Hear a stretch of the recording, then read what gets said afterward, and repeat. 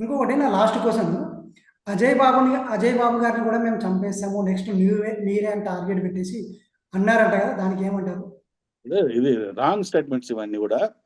అజయ్ బాబును మేము ఎవరిని అజయ్ బాబుని ఇప్పుడు చంపుతామంటే అంతకుముందు మేము చంపినామా? ఏమో ఆ స్టేట్మెంట్ ఇచ్చారంట కదా. కత్తి మహేష్, వినండి, కత్తి మహేష్ చంపింది ఎవరు? చంపిండా? యాక్సిడెంట్ చచ్చిపోయిందా? హెల్త్గా ప్రాబ్లం, యాక్సిడెంట్ ఉన్నాయి. యాక్సిడెంట్ చచ్చిపోయిండు. ప్రవీణ్ పగడాలో ఉన్నాడు, ఆయన వాళ్ళని చంపేసిరా? తప్ప తాగి స్కిడ్ అయి చచ్చిపోయిండా? ఓకే. పోలీస్ ఇచ్చిన స్టేట్మెంట్ ప్రకారం తప్ప తాగి స్కిడ్ అయి చచ్చిండు. అంతే. రేపు నువ్వు కూడా అంతేరా, రాముడు గురించి తప్పుగా మాట్లాడుతున్నావు. కత్తి మహేష్ రాముడు గురించి తప్పు మాట్లాడిండు, చచ్చిండు యాక్సిడెంట్ లా.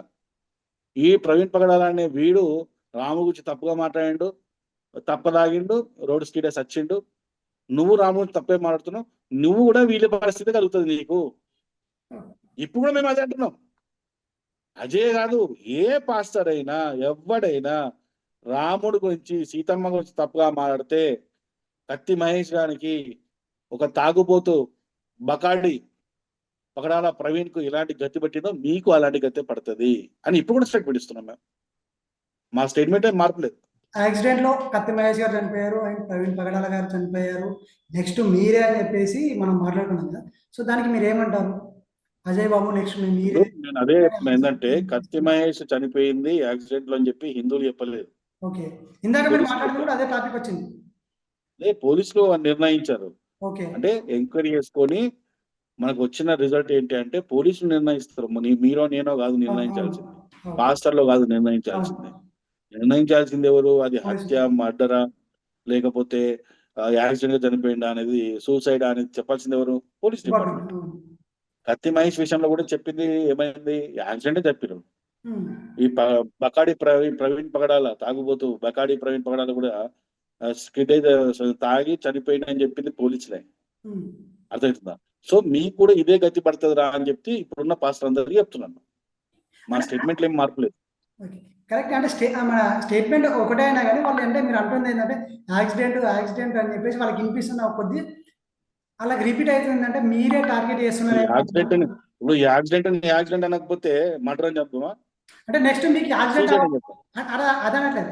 నెక్స్ట్ మీకు యాక్సిడెంట్ అవ్వకుండా చూసుకోండి అని చెప్పేసి మీరు అంటుంటే ఈ విధంగా స్టేట్మెంట్ అనేది వాళ్ళకి వెళ్ళిపోతుంది. ఈ రెండు జరిగినాయి కదా ఆల్రెడీ. ఓకే. ఈ రెండు ఎటాయితే జరిగినాయో మూడోది కూడా మీకు కూడా జరుగుతుంది అని చెప్తున్నాం. మూడోది కావచ్చు, నాలుగోది కాదు, ఐదోది కావచ్చు, 10 కావచ్చు. అంటే ఎన్ని మోడల్ అయినా యాక్సిడెంట్ అవుతుంటారా? అదే ఇప్పుడు ఇంతకుముందు జరిగినాయి కదా రెండు. ఇంతకుముందు రెండు జరిగినాయి, బట్ నెక్స్ట్ ఇది కూడా యాక్సిడెంట్ జరగవచ్చు అన్నట్టుగా మాట్లాడుతున్నాం. అవ్వచ్చు అని చెప్తున్నాం మేము. అంటే ఇట్లాంటివి అవ్వచ్చు అని అంటే ఏమైందంటే వాళ్ళకు ఇంకా అనుమానాలు ఎక్కువ రేకెత్తే ఛాన్సెస్ ఉంటాయండి. వాడికి అనుమానం వస్తే నాకెందుకు, వాళ్ళ అనుమానం రాకపోతే నాకేంటి? జరిగిన సంఘటనలను చూపించి ఇలా జరగవచ్చు రాబాయి మీకు కూడా అని చెప్తున్నాం మేము.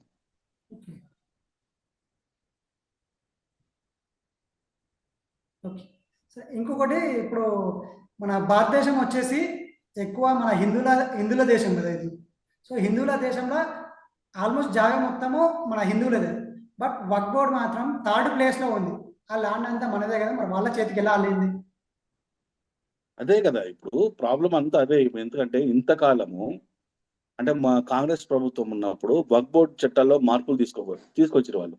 ఎలాంటి మార్పులు తీసుకొచ్చారంటే మనకు ఆ విషయాలు ఇప్పుడు తెలుస్తున్నాయి. మనకి గత 10 సంవత్సరాల నుంచి మనకు తెలుస్తుంది. అంతకుముందు వక్ఫ్ బోర్డ్ చట్టాలు ఉన్నాయి.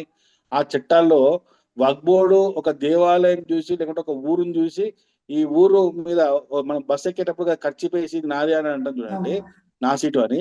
ఆ విధంగా ఒక లెటర్ పంపించేసి, నోటీస్ పంపించేసి, ఈ రోజు నుంచి ఊరు మాదే అని చెప్తా అల్లదే. కనీసము మన హిందువులము అది నాది అని పేపర్లు చూయించుకోవడానికి కూడా హక్కు లేదు మనకి. వాడిది అంటే వాడిదే ఫిక్స్. అలా మన దేవాలయాలు కావచ్చు, అసలు కొన్ని దేవాలయాలు ఉన్నాయి, అసలు ముస్లిం మతం పుట్టే 1500 సంవత్సరాలు అవుతుంది. ఈ ముస్లిం మతం పుట్టక ముందు నుంచి ఉన్న దేవాలయాలు కూడా ఉన్నాయి. అంటే భూమి మీద ముస్లిం మతం పుట్టినప్పటి నుంచి కూడా ఉన్న దేవాలయాలు ఉన్నాయి.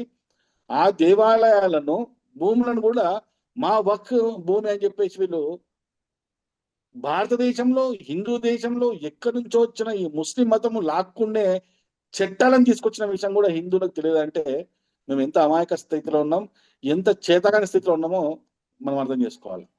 ఇవాళ ఏం చేస్తున్నారు? ఇవాళ వక్ఫ్ బోర్డు చట్టాల్లో మార్పులు తీసుకొచ్చి వాళ్ళని కంట్రోల్ చేసినందుకు ఇవాళ దేశం మొత్తము వాళ్ళు పోరాటాలు చేస్తున్నారు. ఓకే ఇది అప్రజాస్వామికమైన చట్టం, ఇది వీటిని మేము ఒప్పుకోము అని చెప్పి దానికి కాంగ్రెస్ ప్రభుత్వం కావచ్చు, వైసీపీ కావచ్చు, లేకుంటే ఇంకా కొన్ని వెస్ట్ బెంగాల్లో కొన్ని ప్రభుత్వం కావచ్చు, మమతా ప్రభుత్వం కావచ్చు, వీళ్ళందరూ కూడా అవును ఇది అప్రజాస్వామికం, ఇది మన ముస్లింస్ కి వక్ఫ్ బోర్డు చట్టానికి సపోర్ట్ ఇవ్వాలా అని చెప్తున్నారు. ఇప్పుడు ఓకే నిజంగా ఈ హిందువులందరూ ఏం చేయాలంటే వాళ్ళకి అడగండి, ఆ వైసీపీకి అడగండి, కాంగ్రెస్కి అడగండి. ఓకే అంటే అన్యాయంగా మా భూముల మీద మీ భూములను చెప్పగానే వాళ్ళకి అప్పచెప్పడం ప్రజాస్వామికమేనా అని అడగండి. మా భూములను అక్రమంగా వాళ్ళు దోచుకుంటుంటే అది ప్రజాస్వామ్యబద్ధంగానే దోచుకుంటున్నా అని చెప్పి ప్రశ్నించండి. హిందువులంతా ప్రశ్నించాలి. ఓకే ఇలాంటి చట్టాలు మన దేశంలో గత కొన్ని సంవత్సరాలుగా ఉండి అసలు ముస్లింల భూములు లేదని నాకు అర్థం కాదు.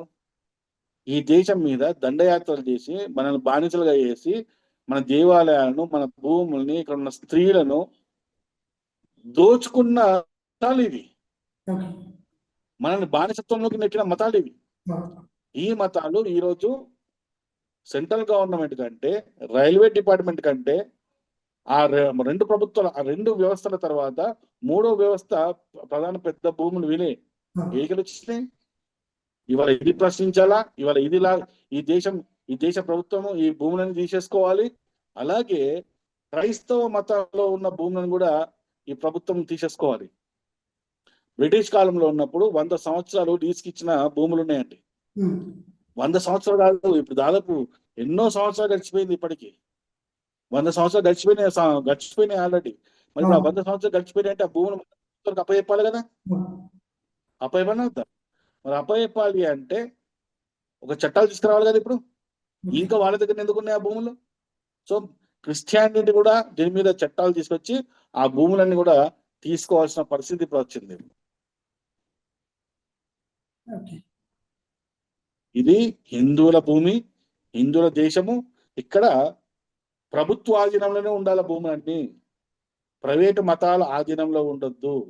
హిందూ దేవాలయాల భూములు కూడా హిందువుల చేతుల్లో లేవు, ప్రభుత్వ చేతుల్లోనే ఉన్నాయి. దేవాదాయ శాఖ అని ప్రభుత్వ చేతుల్లో ఉంది. మరి అటువంటిప్పుడు క్రైస్తవ భూములు కూడా ఎక్కడ ఉండాలి? ప్రభుత్వ ఆధీనంలో ఉండాలి. ముస్లిం భూములు కూడా ప్రభుత్వ ఆధీనంలో ఉండాలి. అవి మాత్రం ఎందుకు ఉంటలేవు? అవి ఖచ్చితంగా ఈ చట్టాలు మార్పు రావాల్సిందే.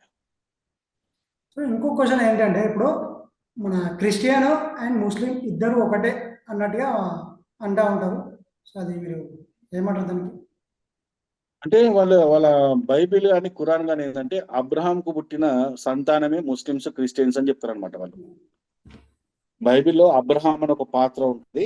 ఆ పాత్రకు పుట్టిన పిల్లలే, ఇద్దరు పిల్లలే, మగ పిల్లలు. ఒకరు ముస్లిం అయితే ఒకరు ఇస్మాయిల్, ఈసాక్ సంథింగ్ పేర్లు ఉంటాయి వాళ్ళకి. సో వాళ్ళిద్దరు సంతానమే ఈ రెండు మతాలు అని చెప్పేసి బైబిల్లో ఖురాన్ లో ఉంటది. కాబట్టి వాళ్ళ అన్నదమ్ముల్లాగా ఫీల్ అవుతారు. కానీ అదేందో కానీ ఇక్కడ క్రిస్టియన్ ముస్లిమ్స్ ఏకం కావాలంటారు, కానీ ఇజ్రాయెల్ దేశంలో కావచ్చు, పాలస్తీనాలో కావచ్చు, అక్కడంతా యుద్ధాలు జరుగుతున్నాయి. ఎవరి మధ్య యుద్ధాలు జరుగుతున్నాయండి? ఆ అన్నదమ్ముల మధ్యలోనే యుద్ధాలు జరుగుతున్నాయి. అక్కడ తన్నుకు వస్తున్నారు. పోయి ఆడికి పోయిండి, అక్కడికి పోయినా ఆపండి.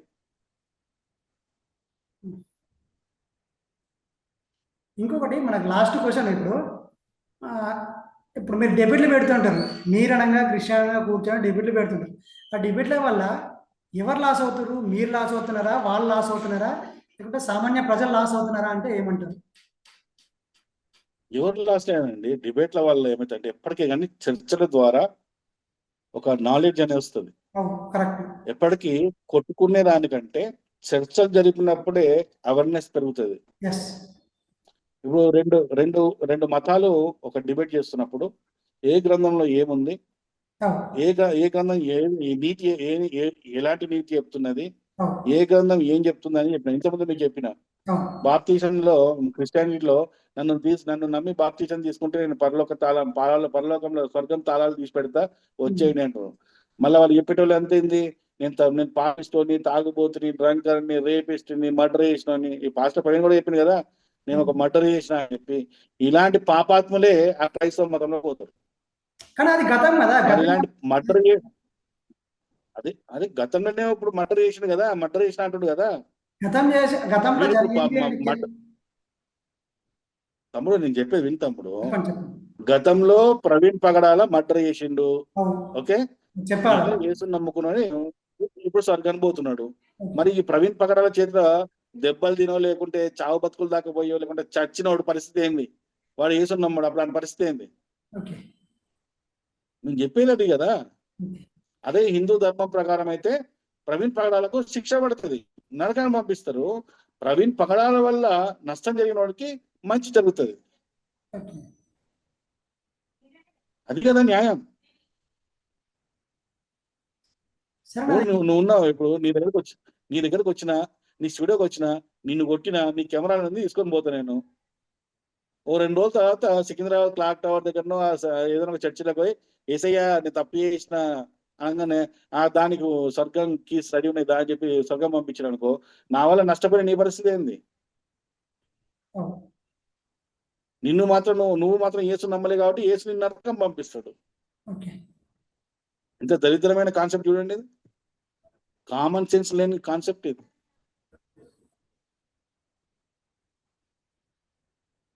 సో చర్చల ద్వారా ఇవన్నీ మంచి చెడు తెలుస్తుంది. సనాతన గ్రంథం ఏం చెప్పిందో తెలుస్తుంది. సర్వేజన సుఖినోభవంతం చెప్పింది. అక్కడ అన్యమతస్థులు అని చెప్తున్నది క్రిస్టియానిటీలో. ఇవన్నీ కూడా జనాలకు తెలిసి ఆ మతంలో పోవాలా వద్దని నిర్ణయించుకుంటాడు. ఎవరికి ఆ మతానికి దూరంగా ఉండడానికి ప్రయత్నం చేస్తాడు. ఇంకో క్వశ్చన్, ఇప్పుడు సర్వోజన సుఖినో భవంతి అంటారు కదా, సో ఒక్కసారి దాని మీనింగ్ చెప్తారు. అందరూ సర్వం, ప్రాణకోటి మొత్తం, ప్రాణమున్న సర్వం, అందులో మనిషే కాదు, మొక్కలు కూడా వస్తాయి, జంతువులు కూడా వస్తాయి, ప్రాణమున్న ప్రతి ఒక్కటి. ఓకే. మా హిందూ సనాతన ధర్మంలో అన్నిట్లో దైవం చూస్తాం మేము. మంచి చేసిన వాడిలో కూడా దైవం చూస్తాం. ప్రాణం ఇచ్చే గాలిని కూడా దేవునిగా చూస్తాం మేము. గాలి కనబడదు కానీ మేము దేవునిగా చూస్తాం మేము. సాక్షాత్తు సూర్యుని కూడా సాక్షాత్తు దైవం అని చెప్తాం మేము, కనబడుతున్న దైవం అని చెప్తాం. సూర్యుడు లేకపోతే ఈ వ్యవస్థనే లేదు అసలు.